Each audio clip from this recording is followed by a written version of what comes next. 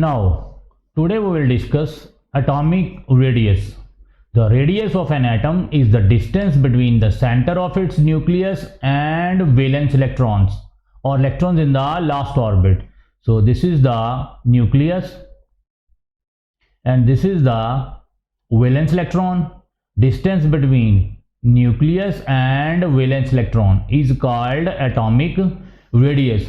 However, according to quantum mechanics, there is no certainty about the exact position of electrons at any time. This is the Heisenberg uncertainty principle. We can't specify the exact position of an electron, but we are 95% sure that electrons are present in the right location. So approximately this is the atomic radius, that is the distance between the center of nucleus to the valence electron. So theoretically an electron at one time may be very close to the nucleus, while at other time it may be far away from the nucleus. Depends upon attraction between the nucleus and electrons. Atomic radii may be small, or atomic radii may be large. That depends on the force of attraction between the nucleus and valence electron. Depends on the force of attraction between the nucleus and valence electrons. So atomic radii depends on the attraction between the nucleus and electrons. So atomic radii आपका small भी हो सकता है, means जो valence electrons है that very close to the nucleus, और large भी हो सकता है when the valence electrons are away from the nucleus. These depends on the these factors depends on the attraction between the outermost electron and nucleus. So in these limitations we need to have some operational definition of term atomic radius. So there are three operational concepts of atomic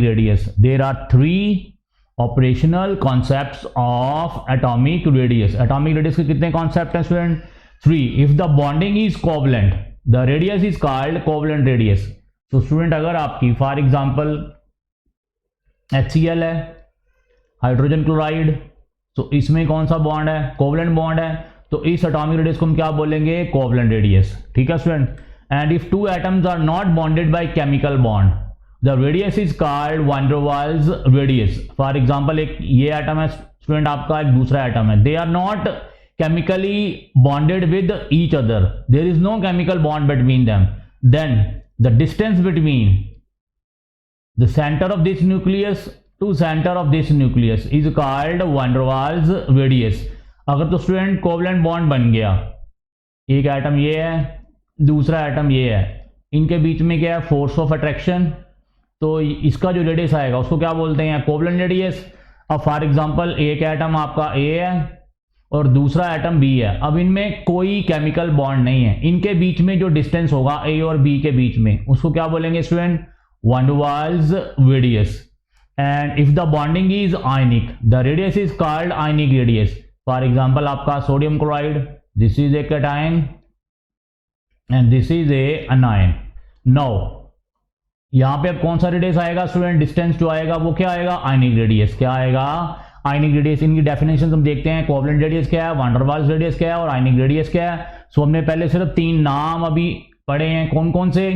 covalent radius, van der Waals radius, ionic radius. There are three operational concepts of atomic radius. अब definition क्या है student covalent radius की?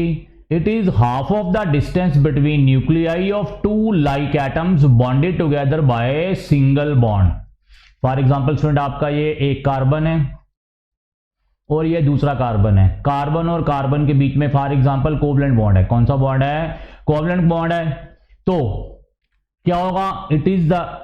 It is half of the distance between nuclei of two like atoms. ये दोनों atoms कौन सा student आपके?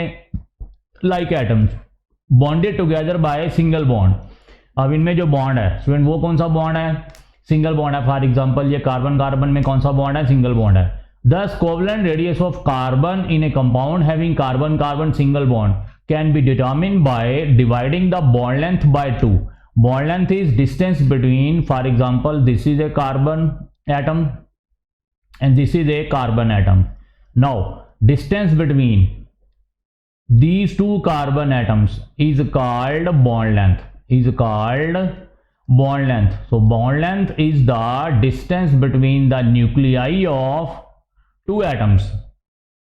Bond length is the distance between the nuclei of two atoms, and half of this bond length is called covalent radius, is called covalent radius. So covalent radius की क्या definition आ गई? It is half of the distance between the nuclei of two like atoms. For example student, आपका nucleus ये है, दूसरा nucleus ये है. अब न्यूक्लियस और न्यूक्लियस के बीच में ये जो डिस्टेंस है इसको क्या बोलेंगे? Bond length. क्या बोलेंगे? So bond length is the distance between the nuclei of two like atoms.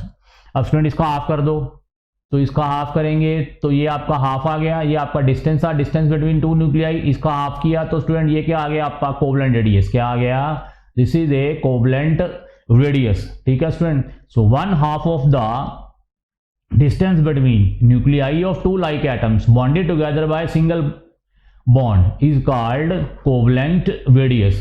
So this is a bond length, carbon carbon bond length and divide by 2. ये क्या आ गया आपका? covalent radius. ठीक है student.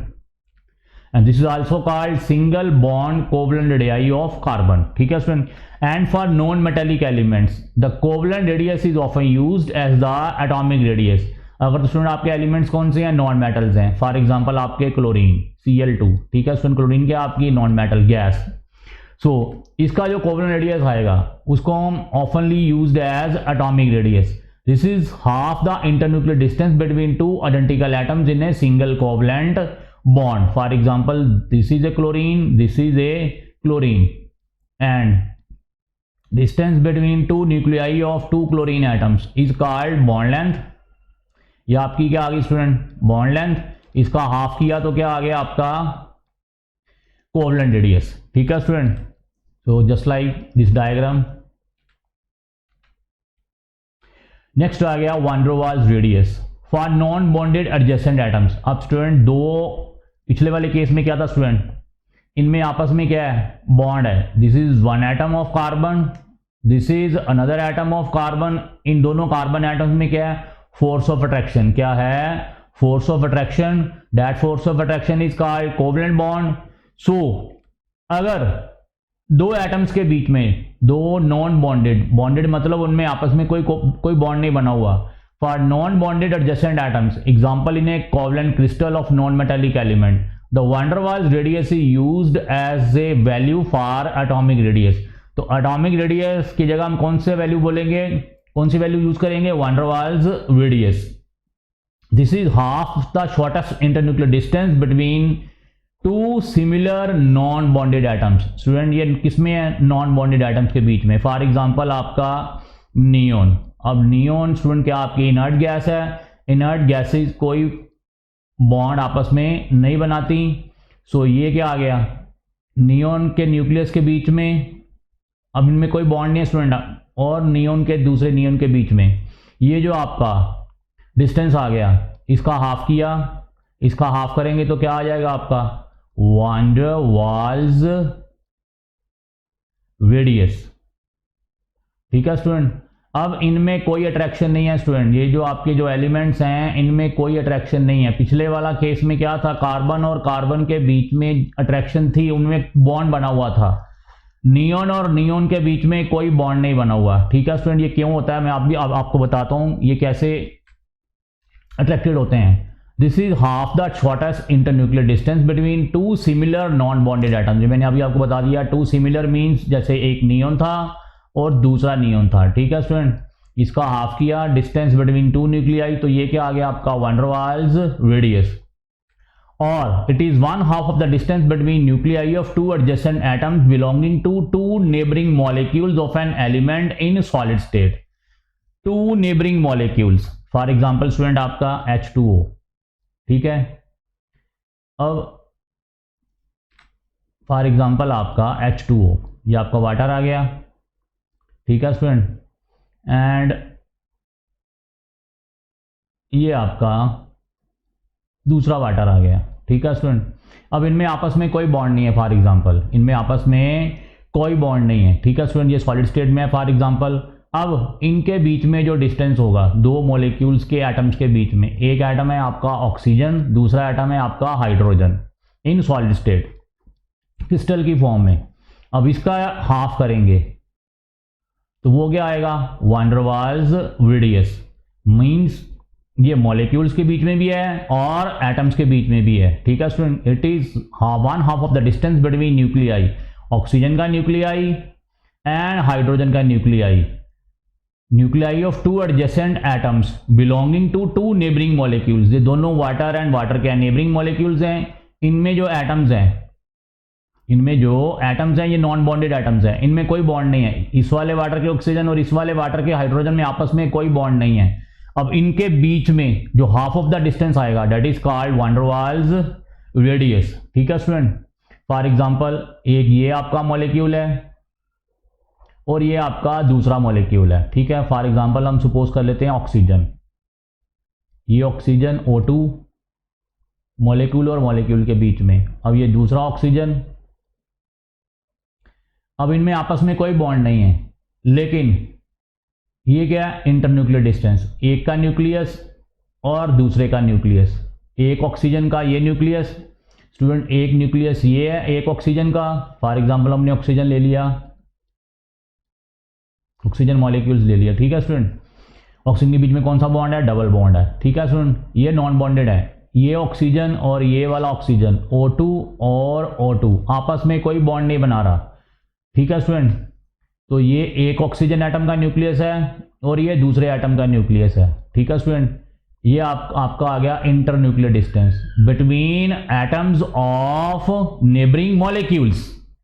This is one atom of one molecule, this is atom of another molecule, ठीक है student.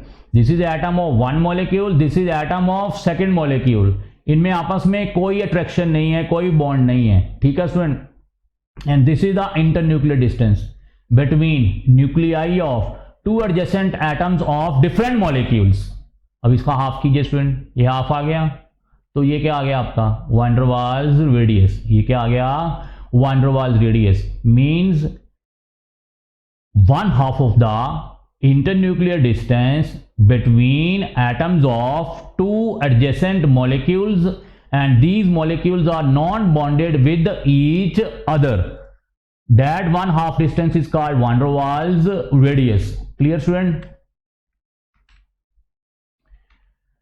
Now covalent and van der Waals radius. अब हम कंपैरिजन करेंगे स्टूडेंट। ये आपका कौन सा है, कोवलेंट रेडियस। ये आपका बॉन्ड बना हुआ है, ठीक है स्टूडेंट। ये आपका बॉन्ड बना हुआ है। फॉर एग्जांपल हम कोई ऑक्सीजन ही ले लेते हैं, ये वाला एग्जांपल O2 और ये आपका दूसरा मॉलिक्यूल है O2, ठीक है स्टूडेंट। अब इस O2 में क्या है, ऑक्सीजन और ऑक्सीजन के बीच में बॉन्ड है और इस O2 के बीच में ऑक्सीजन और ऑक्सीजन के बीच में बॉन्ड है। अब ये वाला जो one half of the distance आएगा ये क्या होगा स्टूडेंट, आपका कोवलेंट रेडियस। ये क्या होगा, कोवलेंट रेडियस। क्यों कोवलेंट रेडियस, क्योंकि इनमें आपस में क्या है, इस वाले एटम और इस वाले एटम में क्या है, बॉन्ड बना हुआ है, फोर्स ऑफ अट्रैक्शन है, तो कौन सा रेडियस आएगा, कोवलेंट रेडियस। अब एक ये मॉलिक्यूल आ गया, एक दूसरा मॉलिक्यूल आ गया, एक एटम का एक मॉलिक्यूल का एक एटम, दूसरे मॉलिक्यूल का दूसरा एटम, इनमें आपस में जो डिस्टेंस है half of the distance student, वो क्या आ गया आपका वैन डर वाल्स रेडियस। मैंने आपको दोनों बता दिए कि मॉलिक्यूल्स में कोवलेंट रेडियस भी है और वैन डर वाल्स रेडियस भी एग्जिस्ट करता है। So covalent radius is the distance between A and B. Student ये क्या है, आपका बॉन्ड बना हुआ है, ठीक है student. Distance between A and B, half of distance between A and B is called covalent radius. And van der Waals radius क्या है, distance between, half of distance between B and C. ये एक अलग molecule है, ये दूसरा molecule है, ठीक है स्टूडेंट। अब इनके बीच में हाफ ऑफ द डिस्टेंस जो आएगा that is called van der Waals radius. And these are non-bonded, these are non-bonded means this B and C आपस में इनमें कोई बॉन्ड नहीं है, सिर्फ क्या फोर्स ऑफ अट्रैक्शन, क्या है फोर्स ऑफ अट्रैक्शन। अब मैं आपको बताता हूँ वैंडरवाल रेडियस का कारण क्या है, ठीक है, उसमें डिटेल में समझिए आप ये क्यों हो रहा है।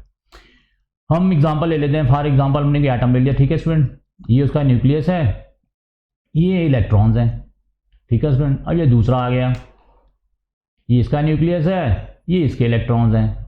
अब ये आपस में केमिकली बॉन्ड नहीं बना रहे। अब बॉन्ड नहीं बनाने का बहुत सारा कारण हो सकते हैं, हो सकता है इनकी जो वैलेंस शेल है वो फुली फिल्ड हो, फॉर एग्जांपल इनर्ट गैसेज हैं, इनर्ट गैसेज की वैलेंस शेल क्या होती है, फुली फिल्ड। जब फुली फिल्ड है उनका ऑक्टेट कंप्लीट है, उनका ऑक्टेट कंप्लीट है, तो स्टूडेंट ना वो इलेक्ट्रॉन लेंगे, ना वो देंगे, और ना ही वो शेयर करेंगे, ठीक है स्टूडेंट। इसका मतलब नियोन और नियोन आपस में कोई बॉन्ड नहीं बनाएंगे, क्योंकि इनकी बॉन्ड बनाने की कैपेसिटी नहीं है, इनके पास इलेक्ट्रॉन्स ही नहीं है बॉन्ड बनाने के लिए, क्योंकि इन दोनों नियोन एटम्स की क्या है, ऑक्टेट पूरा हो चुका हुआ है। जब ऑक्टेट पूरा हो जाता है तो ये कोई बॉन्ड नहीं बनाते, ना ये एक्स्ट्रा इलेक्ट्रॉन्स लेते हैं, ना देते हैं, ना शेयर करते हैं।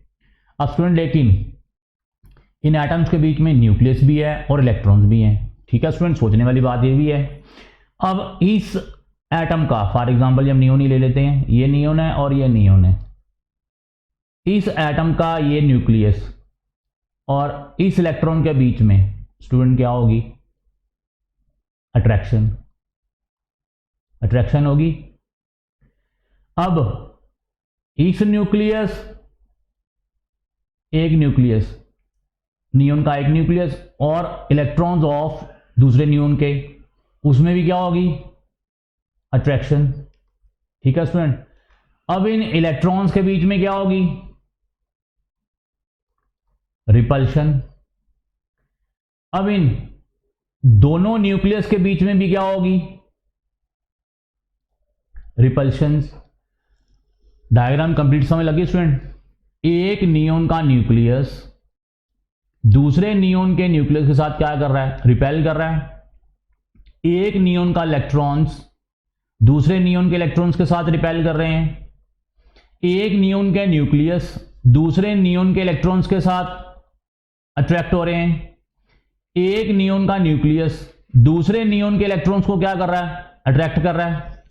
अब स्टूडेंट इलेक्ट्रिक फील्ड तो है, नियोन में भी इलेक्ट्रिक फील्ड है और इस वाले नियोन में भी इलेक्ट्रिक फील्ड है। इलेक्ट्रिक फील्ड तो होगी, इलेक्ट्रॉन्स हैं, प्रोटॉन्स हैं, ठीक है स्टूडेंट, इलेक्ट्रिक फील्ड होगी।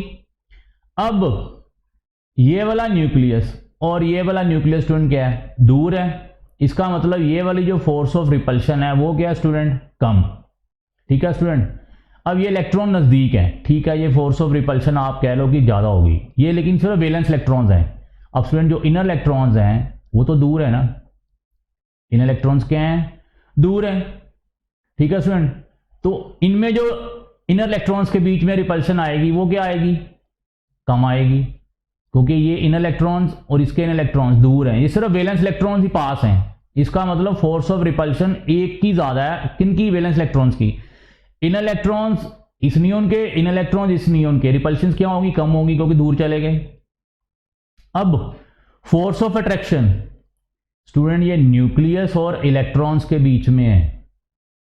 न्यूक्लियस इसमें 10 प्रोटॉन्स हैं, ये वैलेंस इलेक्ट्रॉन, इसका न्यूक्लियस 10 प्रोटॉन्स हैं, इसका वैलेंस इलेक्ट्रॉन्स। स्टूडेंट ये जो फोर्स ऑफ अट्रैक्शन है इसका मैग्नीट्यूड ओवरऑल रिपल्शंस के मैग्नीट्यूड के क्या है, ज्यादा, means there are more attractive forces than repulsive forces. So magnitude of attractive forces is more than repulsive forces, क्योंकि स्टूडेंट अट्रैक्शन किसके बीच में हो रही है, nucleus, nucleus means protons and electrons, valence electrons. इसका न्यूक्लियस 10 प्रोटॉन्स और इसका इलेक्ट्रॉन।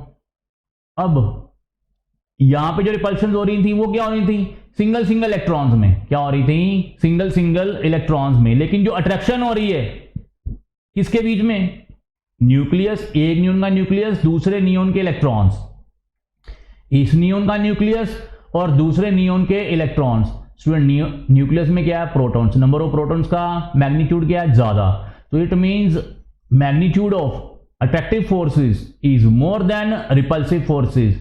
चाहे नियोन और नियोन आपस में बॉन्ड नहीं बना रहे, आपस में बॉन्ड नहीं बना रहे, लेकिन इनमें कुछ ना कुछ फोर्स ऑफ अट्रैक्शन है स्टूडेंट, फोर्स ऑफ अट्रैक्शन है, उस फोर्स ऑफ अट्रैक्शन को क्या बोलते हैं? Van der Waals forces. क्या बोलते हैं? Van der Waals forces. तो इसका मतलब जरूरी नहीं नियोन है स्टूडेंट, जितने भी आपके मॉलिक्यूल्स हैं, फॉर एग्जांपल कार्बन डाइऑक्साइड है, कोई भी है, फॉर एग्जांपल आपका हाइड्रोजन है, इनके बीच में भी आपस में क्या है? Van der Waals forces. It means क्योंकि हर मॉलिक्यूल्स, हर एटम्स के बीच में क्या है? इलेक्ट्रॉन्स हैं, न्यूक्लियस हैं, और आपस में क्या है इनकी, ये मैं अभी आपको एक्सप्लेन कर चुका हूं कि magnitude of attractive forces more than repulsive forces. It means every non polar molecules, polar molecules में तो अट्रैक्शन होगी स्टूडेंट, क्योंकि वो आपके आयोनाइज्ड हैं, लेकिन एवरी नॉन पोलर मॉलिक्यूल्स के बीच में भी वीक फोर्सेस हैं। वो वीक फोर्सेस कौन सी हैं student? Van der Waals forces. ठीक है स्टूडेंट, समझ लग गई?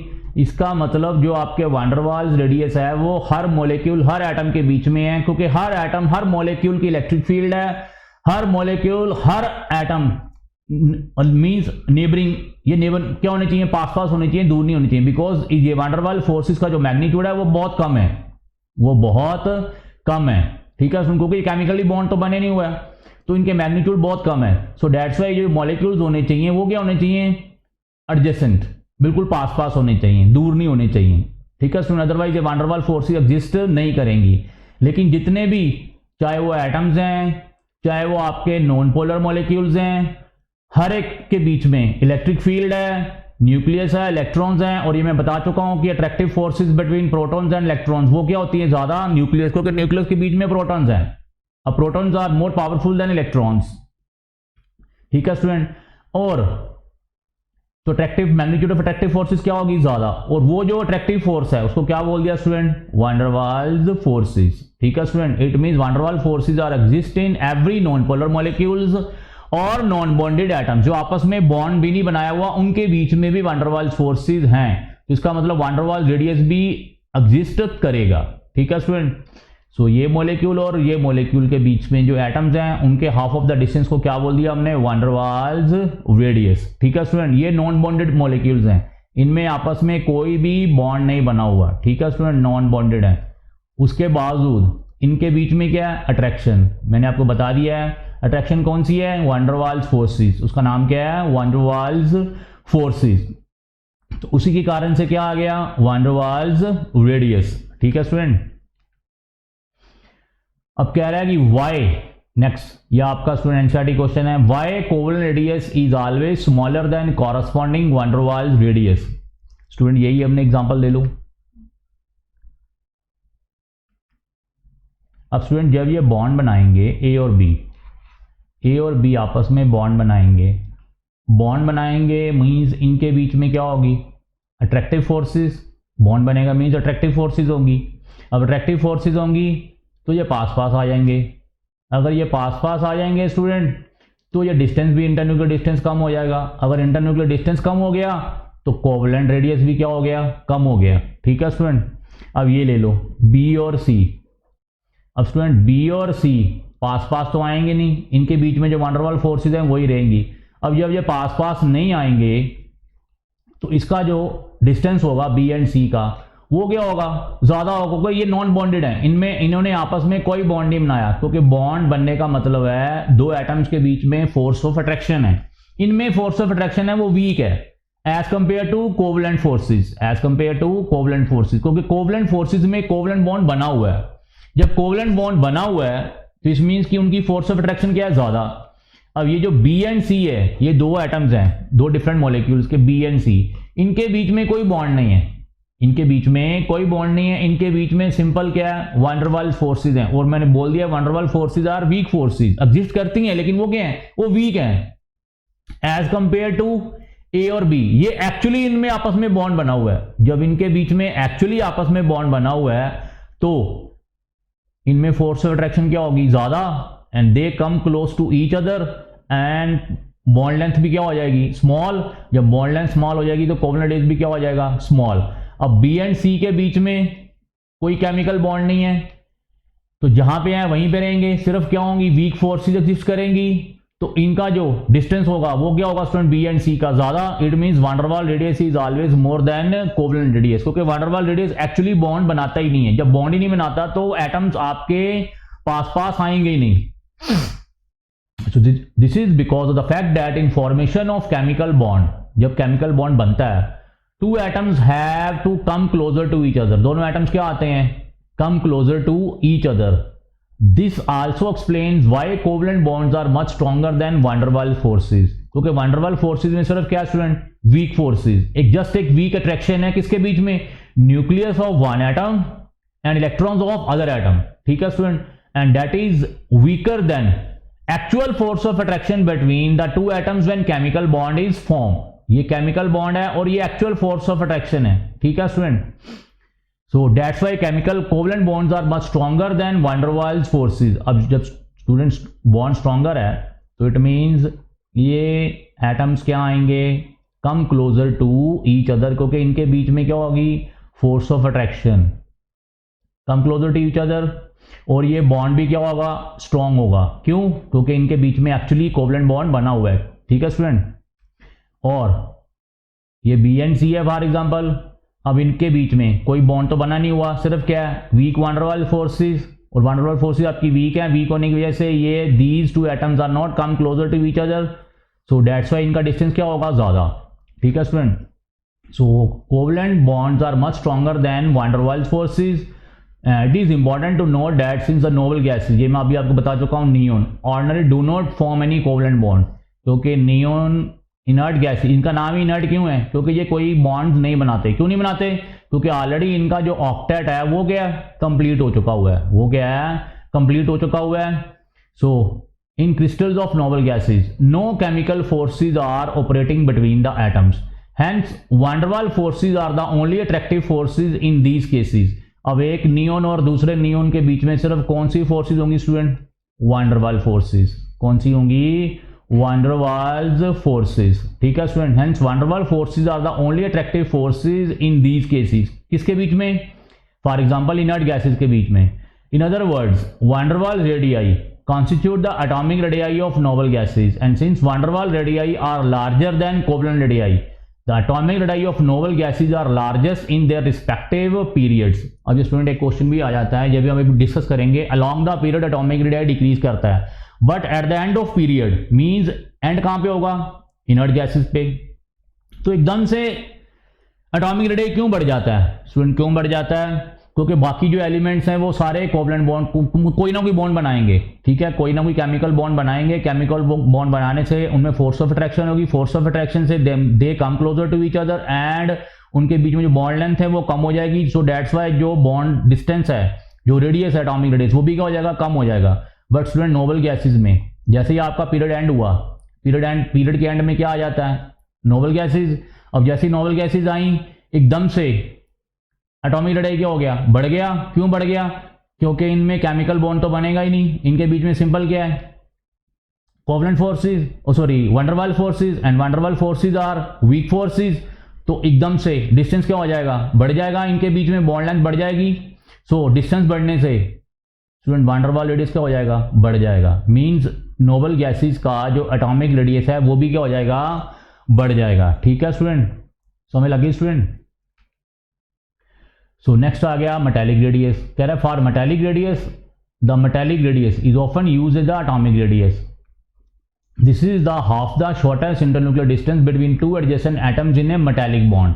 फॉर एग्जांपल एक आयरन है, दूसरा आयरन है, ठीक है स्टूडेंट, ये क्रिस्टल है फॉर एग्जांपल मेटल का, इसके न्यूक्लियस के बीच में और इसके न्यूक्लियस के बीच में जो हाफ ऑफ द डिस्टेंस आएगा स्टूडेंट, इसका हाफ करेंगे तो वो क्या होगा, मेटालिक रेडियस, ठीक है स्टूडेंट। सिंपल आपने जो एटम्स लेने कौन से लेने हैं, वो वाले जो मेटालिक बॉन्ड बनाए। सेम डेफिनेशन है, one half the internuclear distance between the two atoms, but कौन से केस में, इन मेटालिक बॉन्ड केस में। नाउ नेक्स्ट आ गया आपका ionic radius. So it is the effective distance from the nucleus of an ion up to which it has its influence on its electron cloud. Atom में क्या था student, nucleus और outermost electron के बीच में जो distance था वो क्या था, atomic radius. Same ionic radius भी ऐसा ही है। अब ये आपका एटम नहीं है तो कौन सा है, आयन है, या तो कैटायन हो सकता है या एनायन हो सकता है। डेफिनेशन सेम है, distance between the centre of nucleus to the valence electron that is called ionic radius. Simple क्या है, अब ये एटम नहीं है, क्या है student, ions. So an ion is formed when an atom undergoes a loss और गेन ऑफ इलेक्ट्रॉन्स। अगर स्टूडेंट फॉर एग्जांपल ये आपका एटम है, अगर ये इलेक्ट्रॉन लूज कर रहा है तो ये क्या बनेगा, कैटायन, एंड ये इलेक्ट्रॉन अगर गेन कर रहा है ये वाला एटम तो क्या बनेगा, एनायन। ठीक है स्टूडेंट। अब कह रहा है cation is always smaller then it's atom and anion is always bigger than it's atom. ये स्टूडेंट नेक्स्ट लेक्चर में देखेंगे। यहां तक आपको समझ लग गई। तो ये जो distance between the centre of nucleus to outermost electron, कौन से केसेस में, इन केसेस में, आयंस के केसेस में, ये आपका कैटायन हो या एनायन हो, ये जो डिस्टेंस आ गया वो क्या आ गया, आयनिक रेडियस। क्या आ गया, आयनिक रेडियस। अब कह रहा है कैटायन का size smaller than it's parent atom और अनायन का size bigger than it's parent atom. ये क्यों है स्टूडेंट, ये हम नेक्स्ट लेक्चर में डिस्कस करेंगे। यहां तक आप अच्छी तरह से पढ़ लो। ठीक है स्टूडेंट, और अच्छे से कंसेप्ट क्लियर करना, because periodic table chapter is your basic concept of your entire chemistry. ठीक है स्टूडेंट, थैंक्स।